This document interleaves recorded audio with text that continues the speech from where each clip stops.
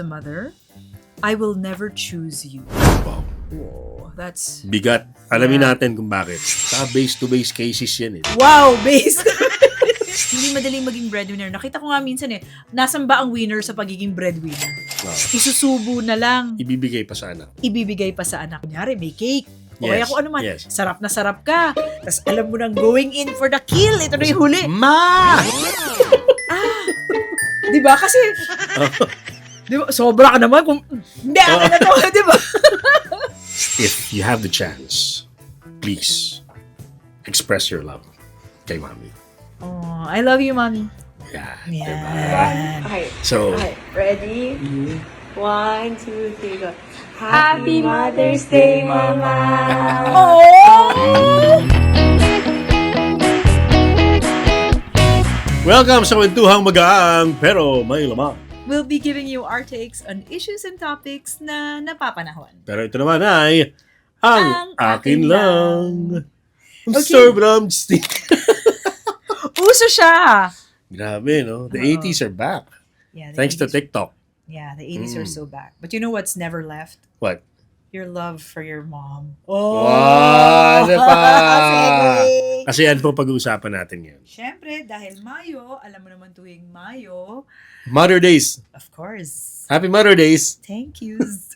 Mother's Day po, Mother's Day. Happy Mother's Day sa lahat ng mga mommy, mga nagmamahal sa mommy, Yeah. mga ginang ng tahanan, at yung mga nagiging mommy kahit hindi sila mommy. Yan. Mga ate, mga kuya na kinailangan maging mommy, mga daddy na kinailangan maging mommy. Yun yun. Meron akong naalalang tao talaga when you speak about mommies eh. Hmm. Ating kumpare, ang kumparing Martin D. Bakit? Di ba? He loves mommies. Ikaw talaga? No, in a sense na ano siya, mapagmahal siya. Mapagmahal. Malapit Malapit. sa mga Oo. Mother's Day. Alam mo, Naipasok ko pa yun. okay. Meron ka na namang hawak na Of course. babasahin dyan, I have ibig sabihin. another story to Oo. read, and this is so interesting kasi kwento siya ng isang taong kinailangan niyang maging isang ina. Mhm. At naghanap din siya ng kalinga ng isang ina. Oo, di ba? Sabi, if given a chance to choose a mother, I will never choose you. Wow. Whoa, that's... Bigat. Alamin Yeah. natin kung bakit. Okay, sabi niya, "Hi everyone, I just need to get this off my chest because my heart feels so heavy. I'm a 21-year-old female, and basically our mother is not the typical loving mother. She left us to work in Manila, then took us there with her. Later, she left us again in Manila with our stepfather, whom we'd only known for 6 months, to go work in Australia. So, paalis-alis si Mami. Eventually, our stepfather, he's kind, we're very close, left us too because he and my mom separated while she was abroad. They couldn't handle the long-distance relationship. Since then, I've become the mother figure to my younger, under 15-year-old siblings because no one else would love them like I do. They were still very young when our mom left. And regarding my father, well, he was with us when our mom went to Manila, but he's not your typical father either. I've been guiding, teaching, and disciplining my sisters ever since. I've taken on the role of both mother and father, excluding the financial responsibilities. Kasi siguro sinusustentahan pa rin sila ng mama Yeah. nila. While some mothers or single moms support their children's education out of love or the desire to see them succeed in life, our mother is supporting our education but expects us to pay back every expense once we graduate. Ooh. I mean, when I start earning money after graduation, I have so many things I want to do. I want to travel. I want to buy things I can't afford right now. I can't even buy makeup yet. I want to take care of many dogs. I want to own a house. I want to start my own business, saving up capital for my passion. I want to help my mom, dad, and grandma. That's always a given. I want to graduate because aside from not wanting to study anymore, I want to finish for a better life for them. They're part of my plans. But now it feels so heavy because I already have a debt to my mother, even though I haven't graduated yet. What about the things I want? Or what if I have children?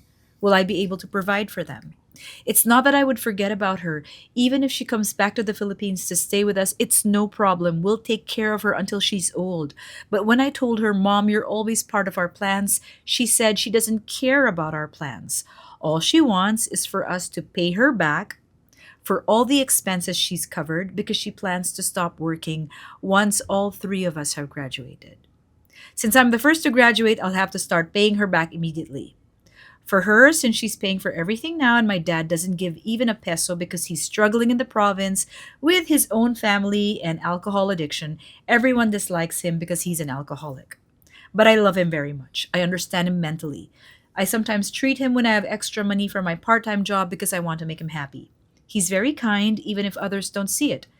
As for my mom, she's very tough. And if we complain that it's her obligation to support our education, she says we should be with our dad because it's his obligation too. Like, Mom, should I be the one worrying about this? Should I handle everything? Did we ask for this? Did we ask to be born? Why do I have to worry about who will support and educate us? I love you. I always long for you as my mother. Pero, if given a chance to choose a mother, I will never choose you. Aww. Ouch. Virtual hug to you. This sounds really tough. Okay, I don't know. maraming pwedeng i-unpack. Bigat niya na. Hindi, at saka Mother's Day pa. No, because each situation is different. And dun sa kung sino man nagsulat nito, we hear you, we see you. Yeah. Ang hirap ng pinagdaanan mo. Kasi bata pa lang, kinailangan niyang maging nanay at tatay at naging parentified siya. Yung sinasabi nilang, madalas sa Pinoy, nagiging parentified yung Yep. kids eh. We learn to become a grown-up na bata ka pa. Mhm. And clearly in her case, yung dynamics nila ng mommy nila is very, very different. I don't want to invalidate her feelings. Her siya, di ba? Yeah. Okay, I know what? I don't want to invalidate her feelings, pero meron akong naisip na may sapantaha ako eh. Go! Na baka, alam mo yun, si Mommy, dahil sa sobrang salimuot ng pinagdaanan niya, Aha. di ba? Kasi, obviously separated from her husband, na alcoholic, tapos naiwan 3 anak, siya nagpapalaki lahat. Siya nagpaaral lahat. Nagpapaaral Yeah. lahat. At nagtatrabaho. Oo. Parang it's a cry for help more than anything else for me. For you. It's her way of letting out steam yung galit niya sa sitwasyon, sa mundo, sa asawa, sa ex niya, na kasi parang siguro baka may pangarap din siya dati Bilang isang isang babae, isang babae, isang tao. isang tao. Hindi niya natuloy dahil nagkaanak na siya. Di ba? Aha.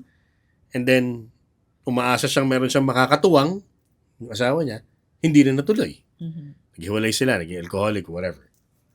So, nasa kanya yung burden of responsibility. Inako niya, di ba? Yeah. And maybe, just maybe, sana, I'm wishing, I'm praying, sana, it's just an expression. Sinasabi lang niya. Balik niyo sa akin yan pag tapos na kayo, ha? Lahat ng ginastos ko. Ibalik niyo sa akin yan. Mm. Could be. Okay, Diba? that valid, pwede. Okay, but I'm also a mom. Mhm. And I know what it's like. Ang husband ko twice na laid off sa trabaho. Mhm. I know what it's like pag The talagang... pressure. Oo, the pressure. Pag bitin, pag kailangan mong pakainin yung mga bata, pagka tinitignan mo na yung tuition, plus Meralco, plus kung Mhm. ano pa mga kailangan bayaran sa bahay, Mhm. pagkain. I know how hard it is kung paano magpalaki ng pamilya. But I also do know na mahal ko yung mga anak ko. Okay. And dun sa kabilang side of the coin, I know ibang klaseng sacrifice yung aalis ka sa bansang Oh, yeah. alam mo para Yeah. magtrabaho ka sa malayo. Pero kung ginawa mo na rin lang yan na may galit ka and hindi mo rin parang hindi ka rin magpapakita or tatanggap ng pagmamahal. Kasi sabi ng mga anak niya, we're willing to take care of you pag tanda mo. Hindi, Kasi bayaran ayaw. niyo na lang ako. Oo. Kumbaga, wala silang... This is also a cry for help, not just from the mom, but From the also kids. from the kids. Mhm. Kasi na parang, wala ka, so kinailangan ko maging mommy. Mhm. I needed to be the caregiver to my siblings. And usually a mom, yan ang nagiging caregiver eh. Yep. Whether working mom yan, Yep. or whether stay-at-home mom, Yep. siya yung kumakalinga sa mga bata. I mean, kaya nga props sa mga mommy. Galing natin, di ba? Yeah. Pero, this person who wrote this is looking for that care. Hindi naman niya hinihingi na, di ba, na parang kailangan mami magkatabi tayo lagi. Sometimes you're just looking for that lambing. Isipin mo ha, ikaw Rick, kung ang nanay mo, despite being very strict, kasi alam ko mga kwento mo tungkol kay tita stricta si tita Yeah. pero meron siyang lambing, meron siyang kalinga. Oh yes, of course. 'Di ba? Even during the times na, their marriage ng daddy ko on the rocks na talaga, nagagawa niya separate yung problema nila and yung pagkalinga sa aming magkakapatid. Oo naman. Kasi ano yun that's what ako as a mother, and you maybe even as a parent, yung motherly instinct mo. Oh yeah. Diba? Gusto mong alagaan at mahalin yung mga bata, yung mga supling. Hindi lang naman kasi yan pagbibigay ng material na pangangailangan. Yes. Diba? It's not just about sending them to school, to good schools. Aha. Bigyan mo allowance every day.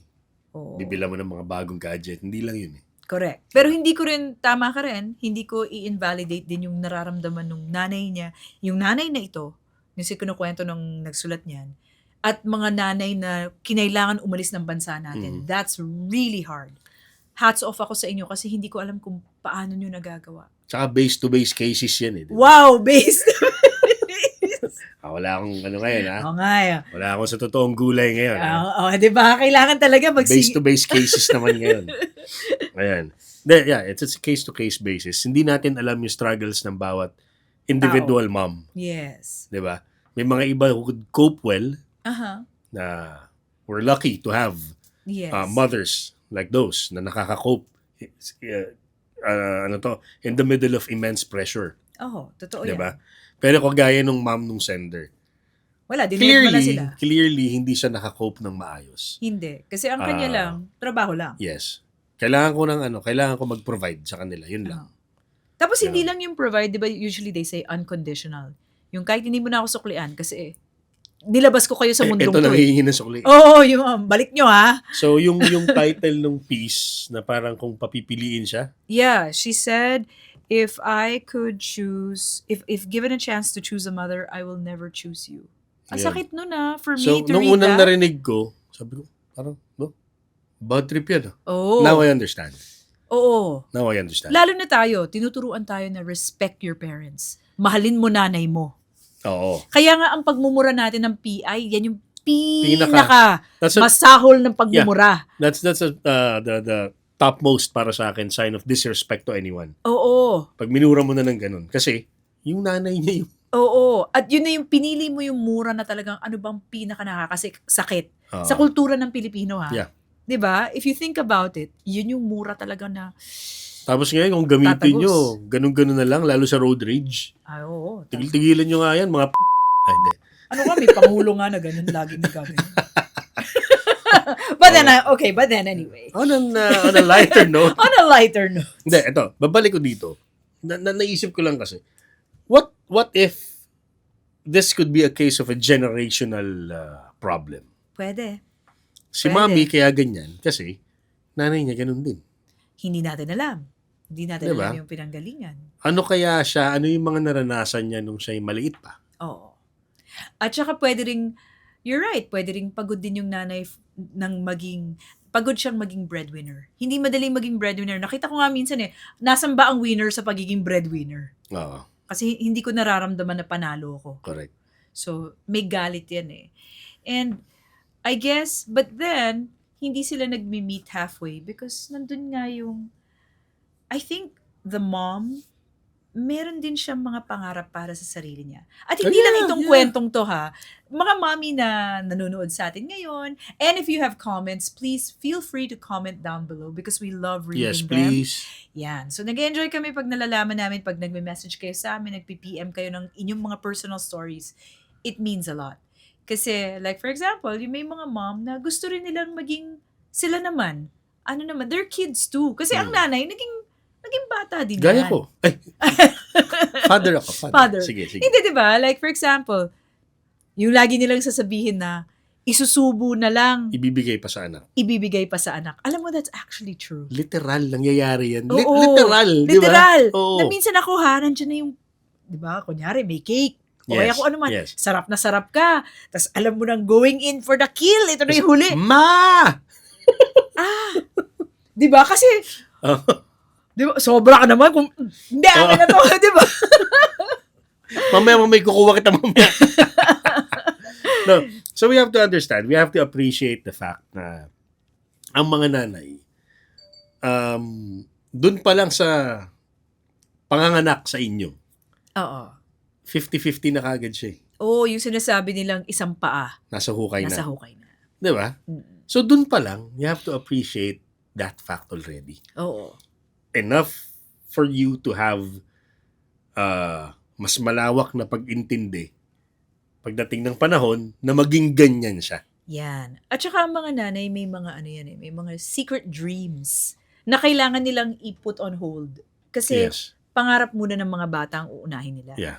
Yeah. Na, and this is not just for me ha, iniisip ko rin yung mga kaibigan kong moms or yung sarili kong mommy. Ikaw, did you have a secret dream Oo naman. Ang dami kong mga gustong before gawin. motherhood? Oo. Eh, lalo na ako because ang nangyari sa akin is I became a mom very early. Mhm. Buti na lang graduate na ako at may trabaho na ako. Nandito na tayo nun. Nandito na Oo. ako. But I remember I had so much plans, so much dreams. Kasi at that time, kumbaga, nakapasok ka sa ABS-CBN, ayan na, nakalatag na sa'yo. Ito ang mga pwede mong gawin sa buhay mo. Yeah. If you're single. Mhm. Kasi you're here na eh. Nandito ka na eh. Tapos biglang, pag kailangan mo maging nanay, biglang medyo madadivert yung attention mo. Yung mga dapat na, mga gusto mong gawin, kailangan magdidesisyon ka na, I can't do everything I think Mhm. I want to do.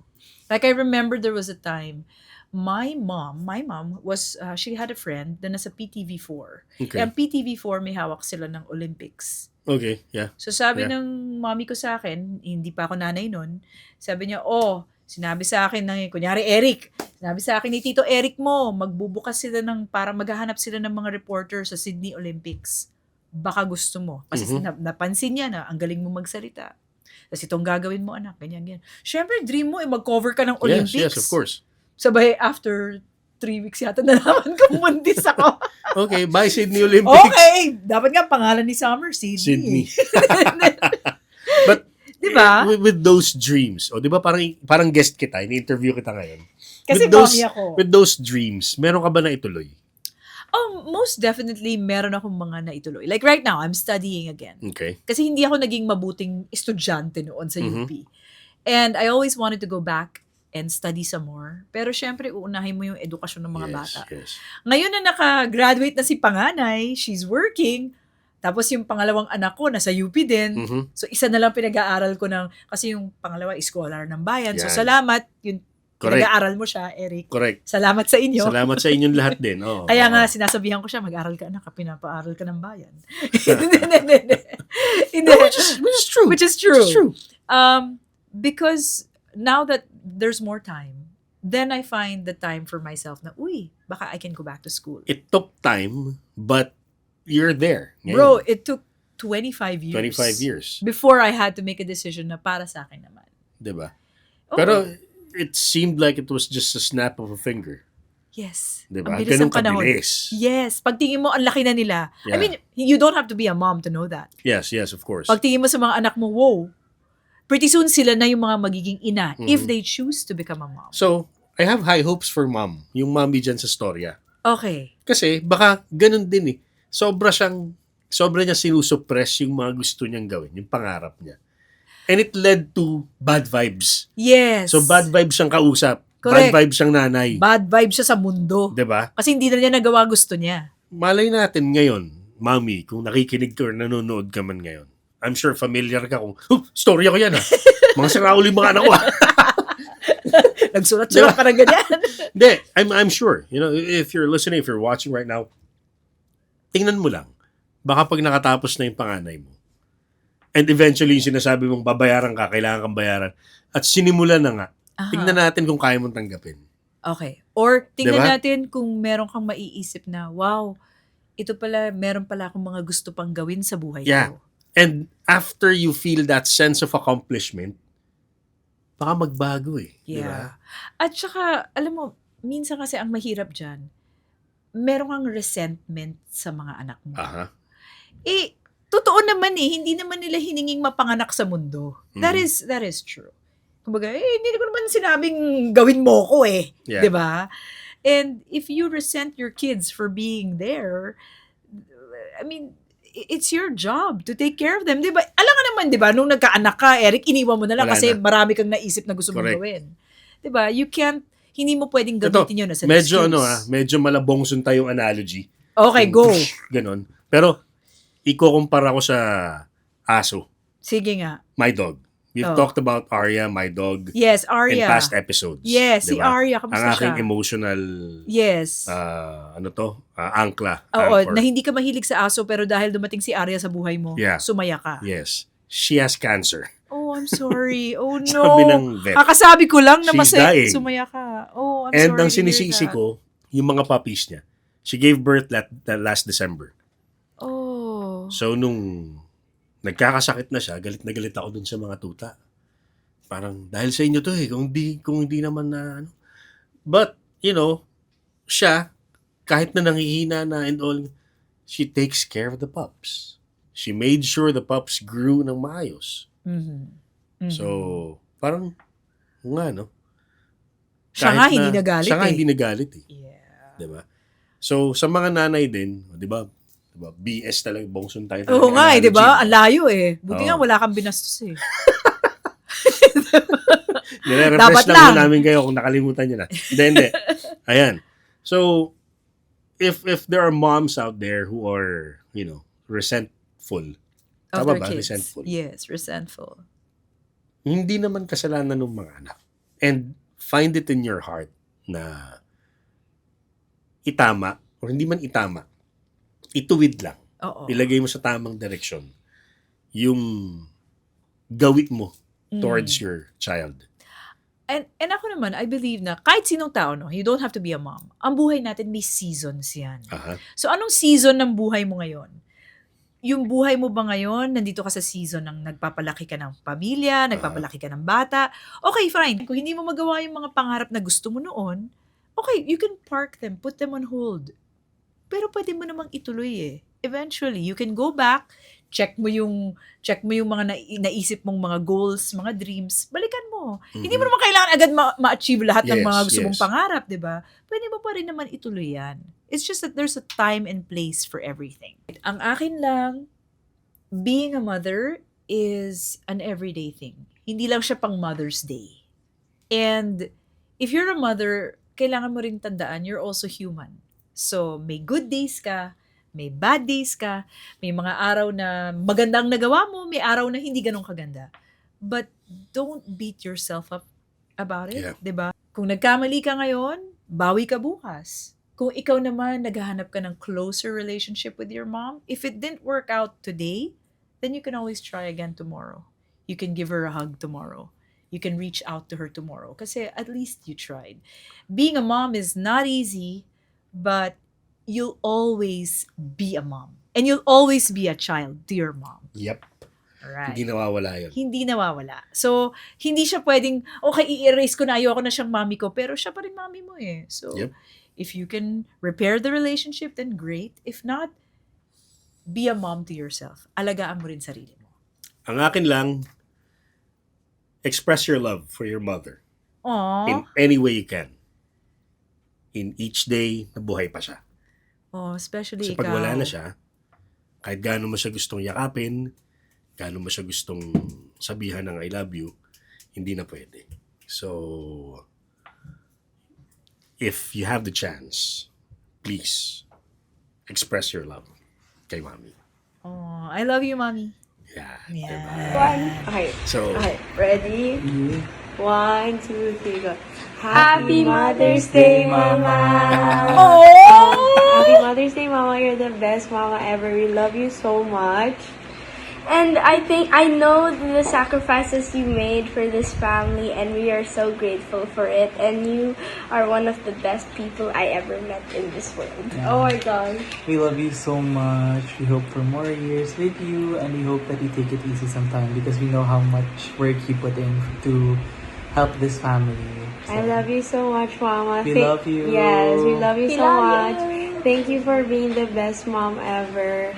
I know that this is also your first life, experiencing this life. And I just want to thank you for being there every single time, showing up for us every single time. Thank you for building a life for us to flourish and grow, taking that step with us every time.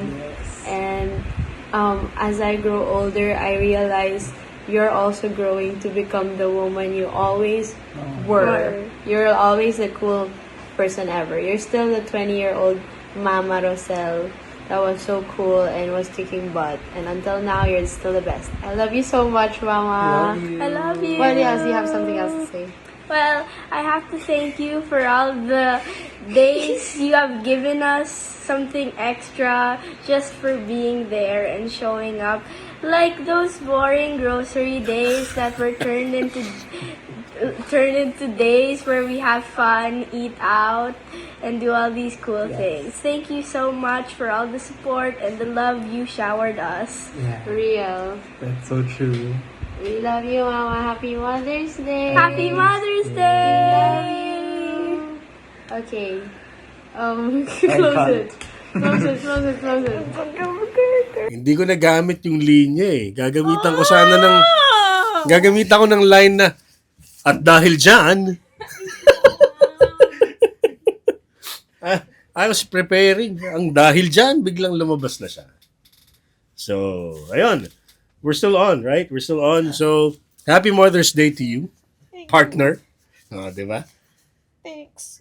We were actually betting on if you will cry or not. So, Yeah, I always cry. so ayan. Thank you. Isipon ako ngayon eh. Ayan, so mga kapamilya, maraming salamat. And to all the mothers out there, happy Mother's Day. And tandaan ninyo, mahal kayo ng lahat. Happy Mahal kayo. Mother's Day, everyone. Yan. Salamat. Mahal ko kayo. Ang akin lang, Mother's Day special, Ito ang pinaiyak natin si Rosel. Ito ang akin lang.